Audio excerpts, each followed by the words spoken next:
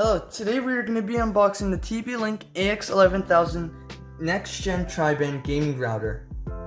One of the greatest things about this router is that it comes with the next generation Wi-Fi 6. And it has so many features, and here are some listed on the bottom right here. One is the game accelerator, another one is the game dashboard. It has 10 gigabits per second of ultra Wi-Fi speeds, 1.8 gigahertz quad-core CPU, and 25 gigabits per second WAN port.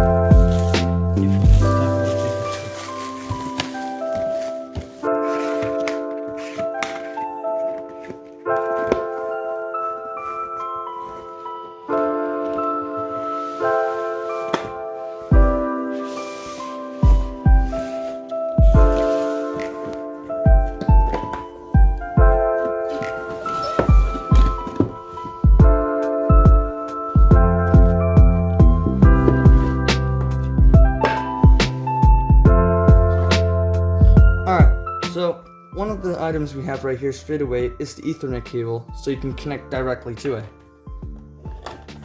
Then, next, we have the power supply.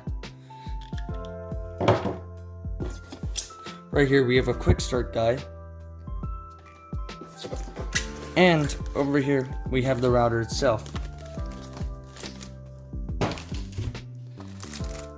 Over here, it has Wi-Fi info card, so you can connect to the Wi-Fi.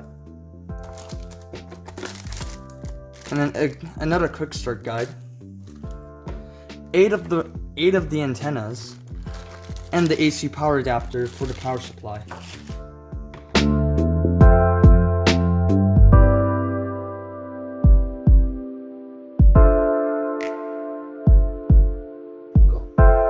Alright.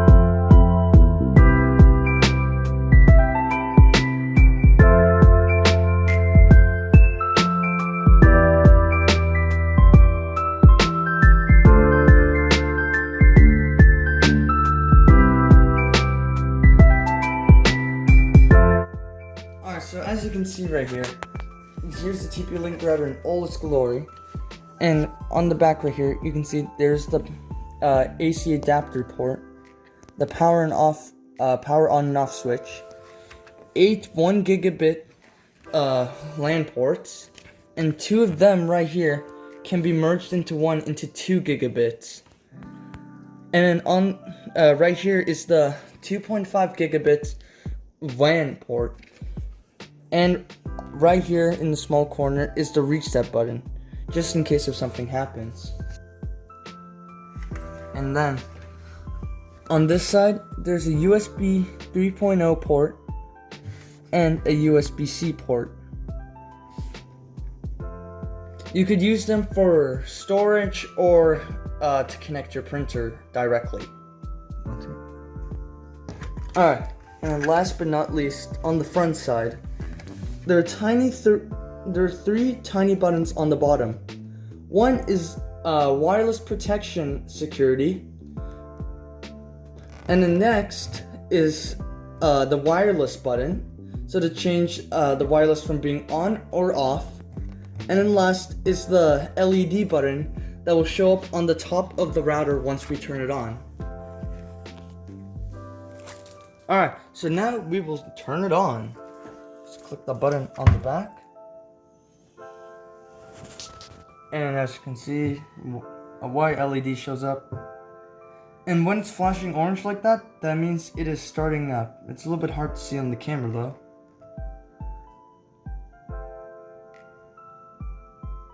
So right now, since it's booting up for the very first time, it's gonna take a little bit longer than usual.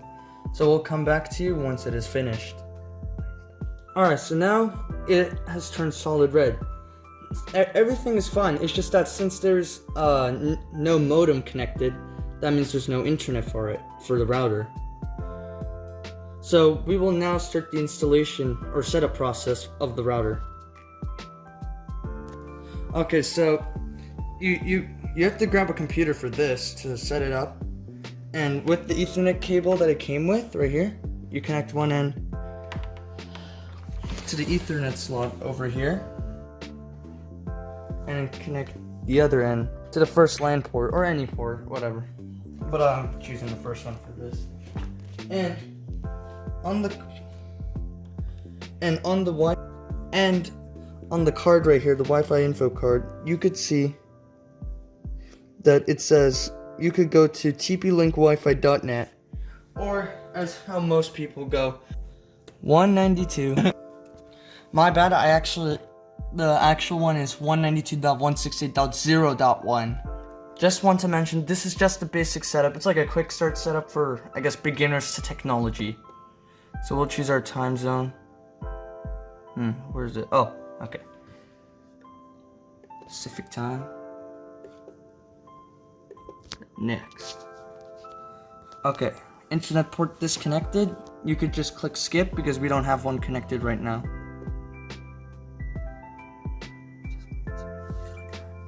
Alright, so just for this tutorial, we'll just leave it like this for now. You could change it to your own, but for now we're just gonna keep it like this.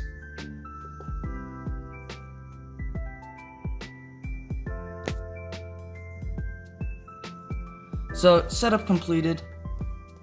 Scroll down and click next. And you're all done.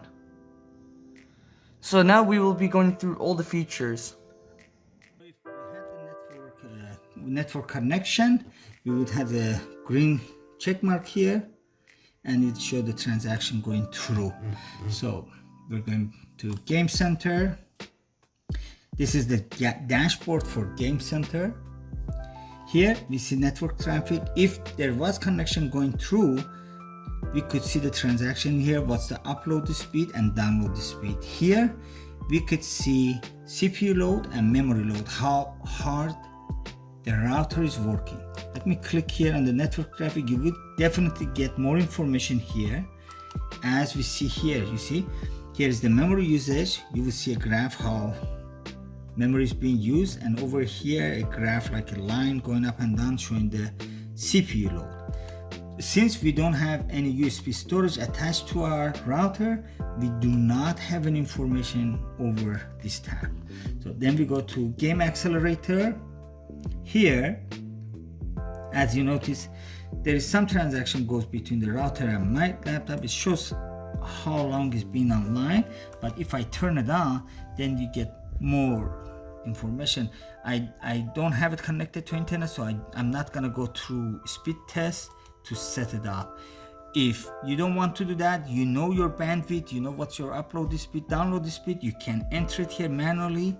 I'm pretty sure everybody's over meg, so we have to change this to megabit per second, sorry. After that, we go to the Game Protector, antivirus and parental control. Antivirus, if by any chance when it's enabled, if by any chance any transaction that comes to your devices contain a malicious virus or malware or anything like that, or anything unwanted, this router can detect it. So there is also, I noticed that there is intrusion prevention system. That means that if somebody trying to access your devices while you are playing game, you can disable it by enabling this option. It checks the devices, obviously scans the transaction to see if any devices in your property is being infected, but you have to turn it on. You can assume that it's turned on. Parental control, This is for controlling the devices based on their MAC addresses. Once the devices are connected, I'm pretty sure you could do it also via IP address. Let's see if that's available. So you put the name of the device, or you click here to find the devices that they're connected to your network. You put a check mark here, you say add, the device pops into the next screen here.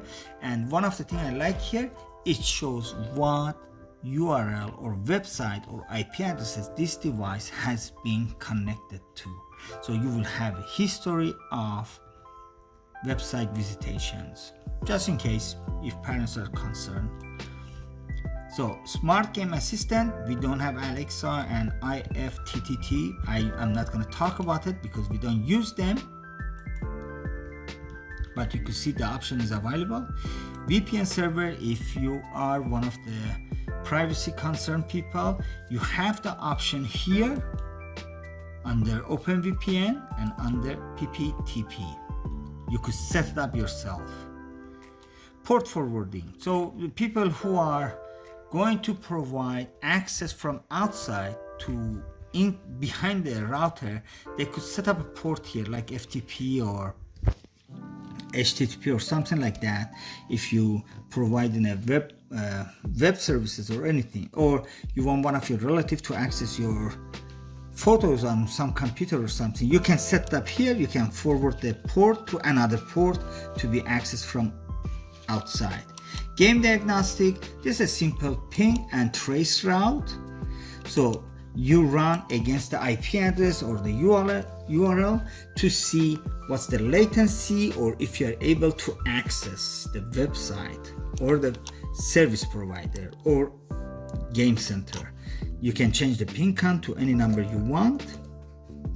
And the ping packet size, I recommend not to change this because some places are some servers that are very sensitive to the packet size. They do not accept when the packet is being modified. So we go from here to, we were under advanced. So network. Under network, we could see our IP address, external IP address, etc., default gateway, this kind of thing, which we are not connected, so we are not going to see it. That's our service provider information. If it's dynamic, if the service provider providing IP address is going to be dynamic address, or if they give you one IP address, like you have to set up to static IP address, or if it's a dialer. So after that, here you can renew the IP addresses or release it. You can clone your router MAC address to the modem to get into internet, or set it up to certain MAC address. You have it here, clone, use custom MAC address, which you type your own MAC address. Under LAN, this is your internal information. That's the IP address where we set up here. If you don't like this IP address, you can change it to, for example, for inside the house or where this router is providing service, you can change it. Instead of 192.168.0.1, you can put it 10.0 or 10.1, any non-routable IP address. Non-routable IP addresses are addresses for inside, they can access the internet, they need a router. So you can set the non-routable IP address here. It depends on what you like. If you know what you're doing. In that case, you could say this is the link aggregation. When you enable it, you can set that two port together to provide a 2 gig connection for a high performance. After that, we go to IPTV VLAN. If you know what you're doing, this is the part that you want to use. The settings are for bridge or custom. We leave it as bridge because we don't know what we're doing. We're gonna leave it as it is, but here LAN 5 and LAN 6 are set for internet. It means that any transaction from internet that's coming gonna provide the quality of services for QS, high priority for internet service. But if you are one of those people who uses IPTV, LAN 7 and 8 are designated for that. If you don't use them, you can change them to internet. Otherwise, you can leave it for IPTV. You don't have to do anything except if you want to lose. Here, if you know what you're doing with multicasting, you can play around with it. If not, you let it go. So Next is our DHCP server. Most people, they know that they're here. Most people, they know what they're doing with DHCP. Some people, they don't know. My recommendation, do not touch this unless you prefer to assign certain IP address to certain devices and you know what you're doing with networking, you're very good at it. If you're not good, leave it. What does it do? When a device connects to your router, it gets a unique IP address that is not similar to any other devices. So it functions as it's supposed to do. Some people change they don't like their ISP service providers DNS server. They set up the IP address here. Famous ones are 8888 or 8.8.4.4. These are Google DNS. They are very fast. Some people, they use sorry. You can set up here. If you want a specific device, anytime that comes up, have the same IP address, address reservation is here. You set up by the MAC address. You find the MAC address here. You can click here to see if the device is connected or no, and you set up the IP address here. You reboot the device and gets that IP address. So we're gonna cancel. Oh, I didn't even. Now we are checking the DHCP server. If you know what you're doing, if you're a network admin or a system admin and you'd like to disable this and set up the IP addresses the way you want it, go ahead. If not, leave the DHCP server on, enabled. What it does, any devices that connects to your router gonna get a unique IP address that is not similar to any other devices. They're gonna be separate.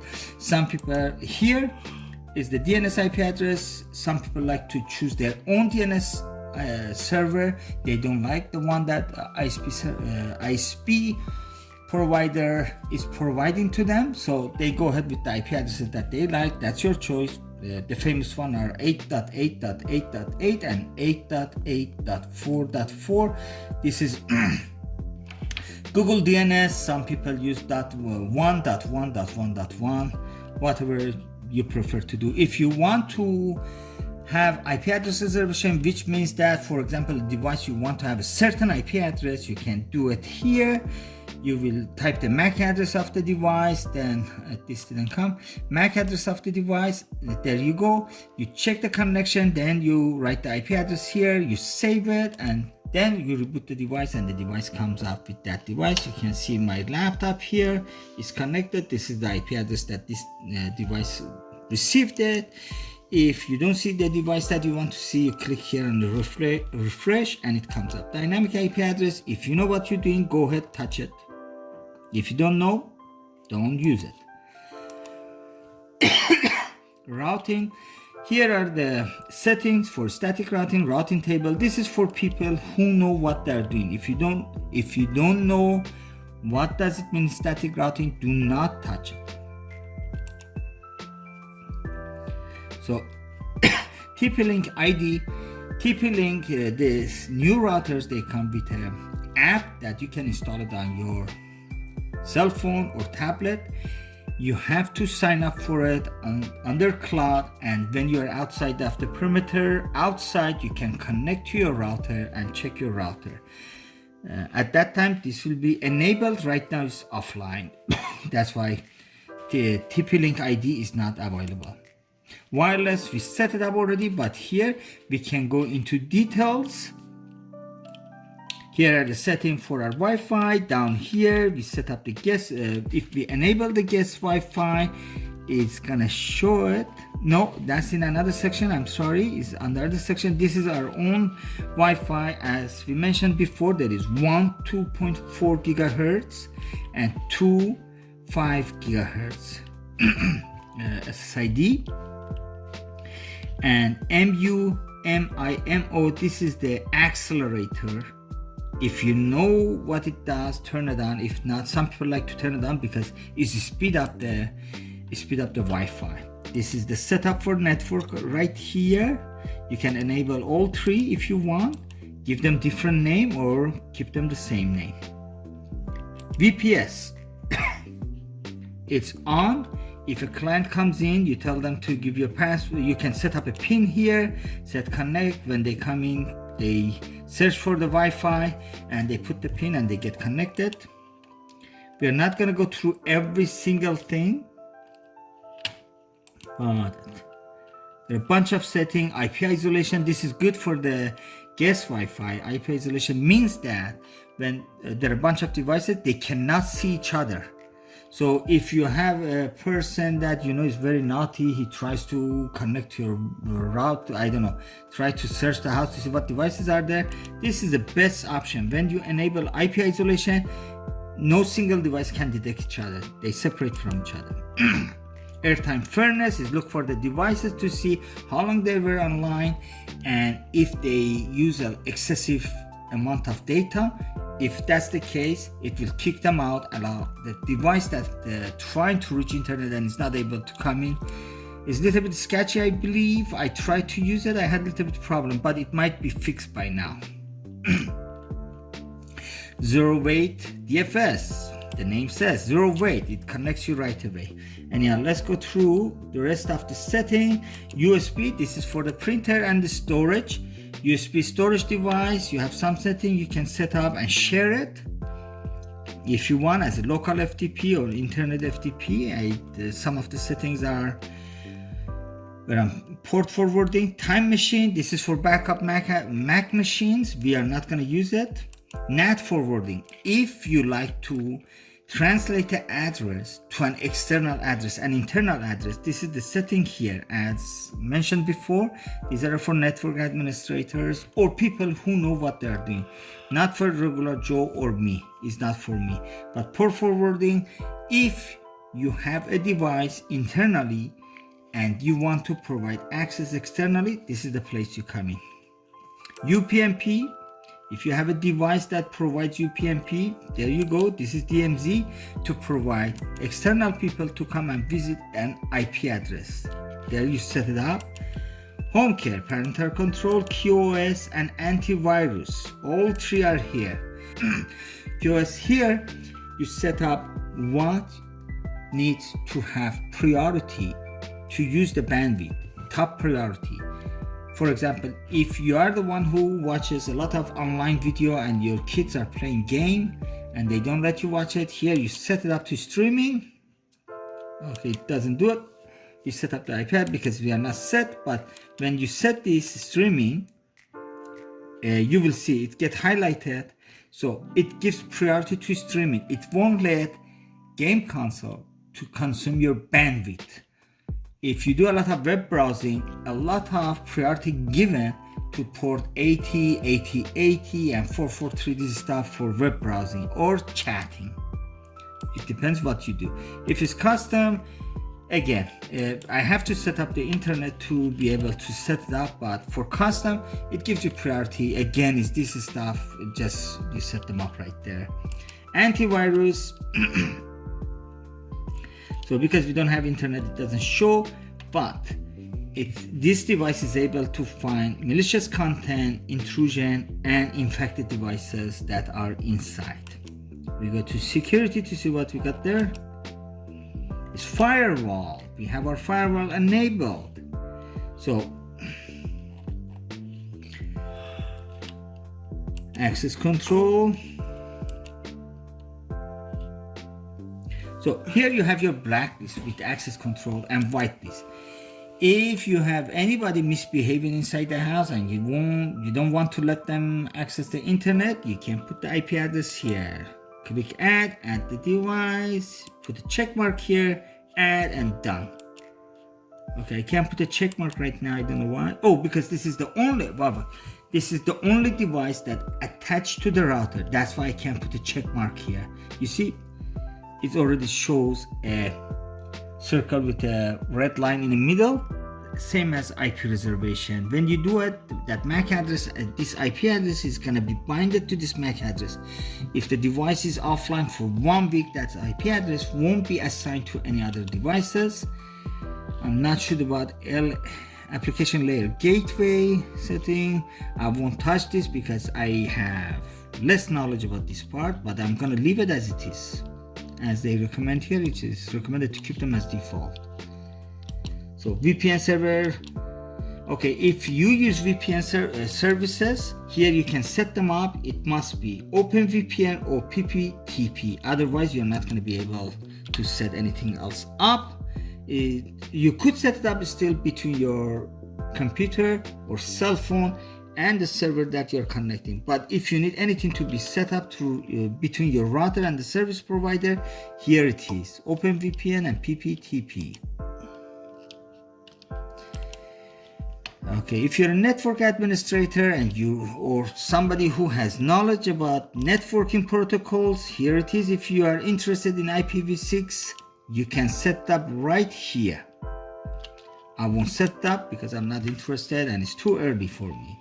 Then we have system here, firmware upgrade, backup and restore.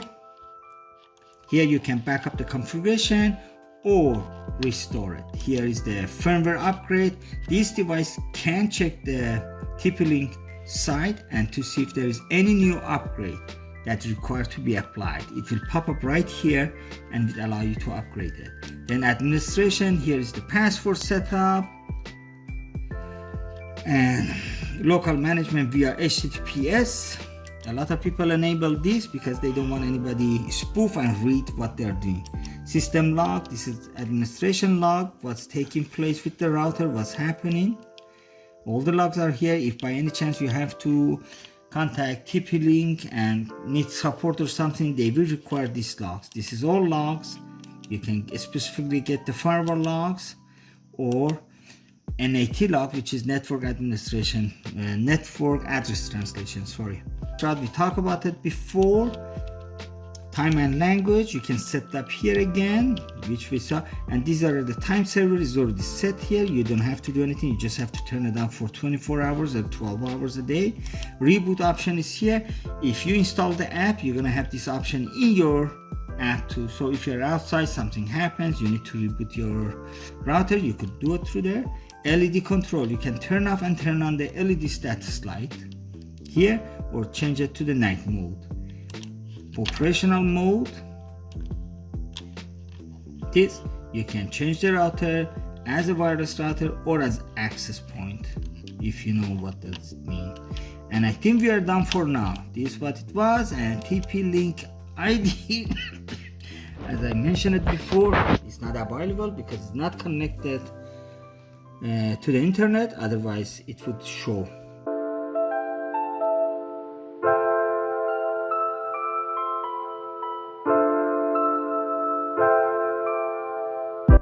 And as you can see, it came out with 323 megabits per second and 21 megabits per second download and uploads.